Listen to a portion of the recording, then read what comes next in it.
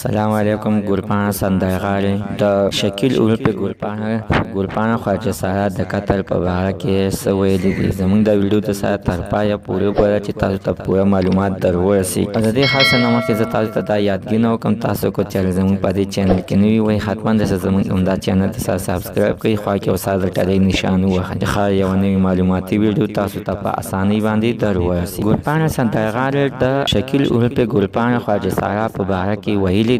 واقعي خبره چې دا ډېره بې دردۍ سره قتل کړې ده. ګلپاڼه سندرغاړې ویلي دي چې دا خلکه خو بې ضرره دي، دوی چاته څه ضرر خو نه دی رسولی، نو بیا ولې خلکه دغه شانتي کارونه کوي چې دوی د قتل کوشش کوي او دوی وجه دي. دوی خو د خلکو په زړونو کې خوشحالۍ نه راولي او د خلکو په مخونو باندې خنداګانې راولي. دوی نه چا سره جنګ جګړه کوي او نه چا سره دښمني کوي. څوک ورته ځای ته خبره وکړي نو دوی ورته وخاندي او دوی په ګپ شپ باندې واړوي. ګلپاڼه سندرغاړې ویلي دي باید چې دوی ته د انصاف میلاو شي. په خیبر پښتونخوا کې د اویا خواجه سارا دي چې دغه شانتې بې دردۍ سره وژلي کېږي. تر اوسه پورې د خیبر پښتونخوا پولیسو د دې مخنیوی ونه کړو. باید چې د دوی د دې مخنیوی وکړي نو موږ به بیا په پاکستان کې ډېر ښه او خوشحالۍ سره به خپل پروګرامونه جاري ساتو. موږ د دغې د وجې نه بهر ملکونو ته خوشحالي وکړو چې هلته کې امن دی. امن په دې باندې دی چې د هغه پولیس او محکمه مضبوطه ده او حکومت یې مضبوط دی. په پاکستان کې حکومت د هغه کسانو دی چې چا سره پیسې دي، چا چې وس رسي.